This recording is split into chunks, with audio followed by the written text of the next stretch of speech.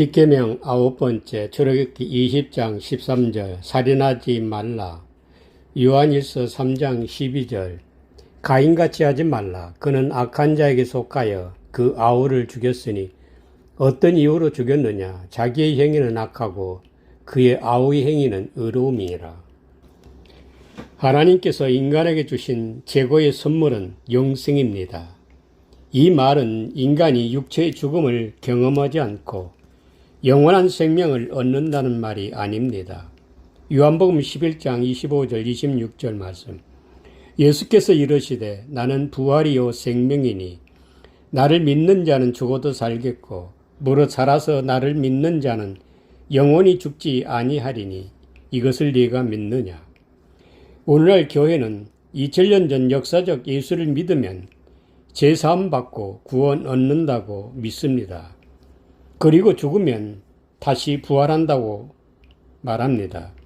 그러나 예수께서 말씀하시는 나는 부활이요 생명이라는 말씀은 부활과 생명은 오직 예수 그리스도에게만 일어나는 하나님의 구원 사건이란 말씀입니다. 인간은 부활과 생명이 일어나지 않습니다. 이것은 대단히 중요한 사건입니다. 나는 부활이요 생명이니 나를 믿는 자는 죽어도 살겠고라는 말씀은 예수에게만 부활이 일어나고 예수에게만 생명이 있고 육신의 겉사람은 부활과 생명이 없습니다. 그러므로 부활과 생명을 얻으려면 먼저 그 예수를 믿는 것입니다. 예수를 믿는다는 것은 2000년 전 역사 속에 오신 예수를 믿으라는 말이 아닙니다. 인간은 본래 하나님의 형상이신 예수 그리스도와 쌍둥이 형제 자매로 창조되어 태어났습니다. 그리고 사람의 존재 구조 상태는 겉사람인 여자와 속사람이신 남자이신 예수 그리스도와 둘이 한 육체로 창조되었습니다. 그리고 겉사람 나에게는 하나님의 형상과 영생이 없습니다.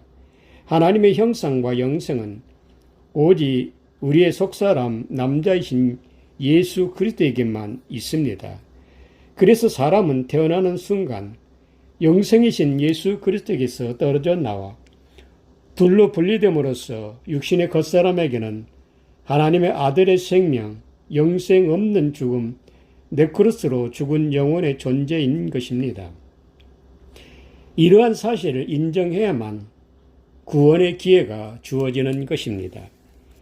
이것은 기독교 신앙의 기본 중에 기본이 되는 교리입니다.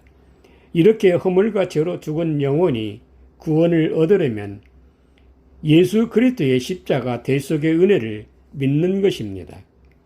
실상은 십자가 대속의 은혜를 믿는다는 것은 이론이 아니라 죽었던 영혼이 살아나는 실존적 사건입니다. 안타까운 것은 우리에게는 네크로스로 죽은 영혼이 그리스도와 함께 살아난 경험이 없는 것이 안타까울 뿐입니다. 골로새서 2장 12절 13절 너희가 세례로 그리스도와 함께 장사되고 또 죽은 자들 가운데서 그를 일으키신 하나님의 역사를 믿음으로 말미암아 그 안에서 함께 일으키심을 받았느니라. 또 범죄와 육체의 무할례로 죽었던 너희를 하나님이 그와 함께 살리시고 우리의 모든 죄를 사하시고 육체의 무할례로 죽었던 너희를 하나님이 그와 함께 살리셨다는 말씀은 육체의 무할례는 세례와 십자가 사건을 말합니다.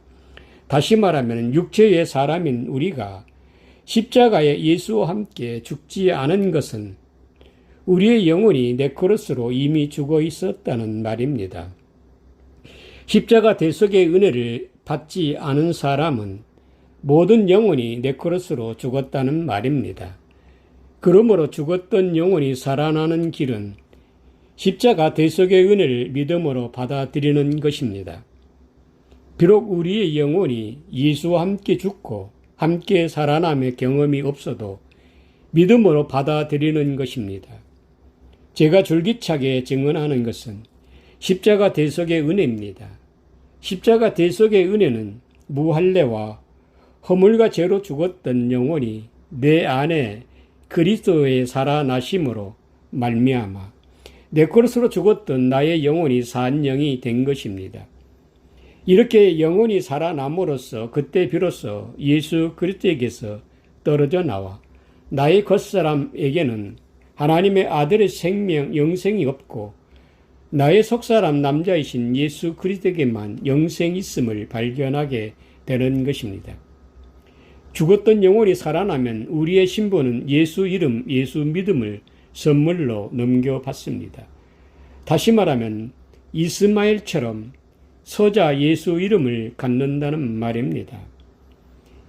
이제 예수 이름을 가진 우리가 예수로 장성하게 양육해서 예수 산 제물로 하나님께 드리는 것입니다. 왜냐? 서자인 예수에게는 하나님의 아들의 생명이 없으므로 내 안에 이삭과 같은 참 아들 그리스도의 부활을 믿고 드리는 것입니다. 이 믿음이 요한복음 11장 25절에 나를 믿는 자는 죽어도 살겠고, 이 말은 예수로 믿어서 예수로 죽으면 영원히 죽지 아니하는 하나님의 아들의 생명을 소유하게 된다는 말입니다. 요한복음 11장 26절 무릇 살아서 나를 믿는 자는 영원히 죽지 아니하리라. 무릇 살아서 나를 믿는 자가 내 안에 그리스도 부활의 생명과 연합된 그리스도의 영원한 생명인 것입니다. 이 믿음이 요한복음 11장 25절에 나를 믿는 자는 죽어도 살겠고, 이 말씀은 십자가 대속의 은혜로 예수 신분, 예수 이름, 예수 믿음을 선물로 받은 것이 나를 믿는 자, 곧 예수 이름으로 예수를 믿는 것입니다. 그리고 나를 예수 산 제물로 드려지면 내 안에 그리스도께서 살아나심으로 허물로 죽었던 영혼이 살아남을 경험하게 되는 것입니다. 이것이 물세례 사건입니다. 본래는 대속의 은혜를 먼저 경험하면 물세례로 죽었던 영혼이 살아남으로써 신앙이 시작되지만, 우리는 대속의 은혜를 이론적으로 믿을 뿐 죽었던 영혼이 살아남을 스스로 경험하지 못합니다. 그러므로 무할례 믿음으로 신앙이 시작할 수밖에 없는 것입니다. 다시 말하면 죽었던 영혼이 살아남의 경험이 없어도 믿음으로 대속의 은혜를 믿고 예수 이름을 가진 자로서 나를 예수로 장성하게 양육해서 십자가 예수 산 제물로 드려지면 허물로 죽었던 영혼이 그리스도와 함께 살아남을 경험하는 물세례 첫째 부활을 경험하게 되는 것입니다. 갈라디아서 2장 20절 내가 그리스도와 함께 십자가에 못 박혔나니 그런즉 이제는 내가 사는 것이 아니요 오직 내 안에 그리스도께서 사시는 것이라. 이제 내가 육체 가운데 사는 것은 나를 사랑하사 나를 위하여 자기 자신을 버리신 하나님의 아들을 믿는 믿음 안에서 사는 것이라. 이때 거듭난 겉사람의 신분은 이스마엘과 같은 서자 예수, 즉 사생자 예수 신분을 가지게 되는 것입니다. 이 신분이 요한복음 11장 26절에 무릇 살아서 나를 믿는 자는 영원히 죽지 아니하리라는 말씀이 주어지는 것입니다. 무릇 살아서 나를 믿는 자의 신분은 대속의 은혜로 허물로 죽었던 영혼이 살아난 사생자 예수 신분을 말하는 것입니다. 이는 겉사람은 사생자 예수 신분이지만 속사람은 이삭과 같은 약속의 자손 그리스도를 인식하게 되는 것입니다. 이제 다시 한번 구속사의 과정인 나를 예수로 장성하게 양육해서 나를 예수 산 제물로 드려지면 내 안에 그리스도 부활과 연합을 이루어 둘로 분리되었던 겉사람과 속사람 그리스도와 한 몸을 이루어 구원이 성취되는 것입니다. 인간에게 부활 사건이 일어나지 않는다는 말은 갈라디아서 2장 20절 말씀처럼 이제 내가 사는 것이 아니요 내 안에 그리스도께서 부활하셨다는 영적 경험을 말하고자 하는 것입니다. 그리스도 부활을 인식하는 것은 내가 부활한다는 말이 아니라 내 안에 그리스도 부활을 인식한다는 의미를 말하는 것입니다. 결론적으로 말하면 우리가 구원을 얻으려면 우리 이름으로는 하나님께 나아갈 수 없으므로 예수 이름을 넘겨받아야만 하는 것입니다. 예수 이름, 예수 믿음을 선물로 넘겨받는 사건이 십자가 대속의 은혜인 것입니다. 예수 이름만이 구원이 되는가 하면 예수가 죽어서 그리스도 부활로 나오기 때문인 것입니다. 요한일서 3장 12절 가인같이 하지 말라. 그는 악한 자에게 속하여 그 아우를 죽였으니 어떤 이유로 죽였느냐. 자기의 행위는 악하고 그의 아우의 행위는 의로움이니라. 현대 교회는 가인에 대하여 가지고 있는 선입관은 인류 최초의 살인자로 기억하고 있습니다. 그것도 동생을 죽인 파렴치한 살인자라고 말입니다. 성경은 누가 악한 자인가 선한 자인가를 보고 닮으라는 교훈적인 가르침의 말씀이 아닙니다. 모든 성경은 구원에 관한 진술들입니다. 자연적 환경, 인물, 사건들 모두 구원을 설명하는 도구라는 것입니다. 그러므로 문자적 성경의 진술에 좋고 나쁨, 악하고 선으로 구별해서 좋은 의미는 내 것으로 취하고 나쁜 것은 나와 상관없는 것으로 여긴다면 구속사역의 계시를 읽어낼 수 없는 것입니다. 모든 성경 말씀은 나의 구원에 관한 설명들입니다.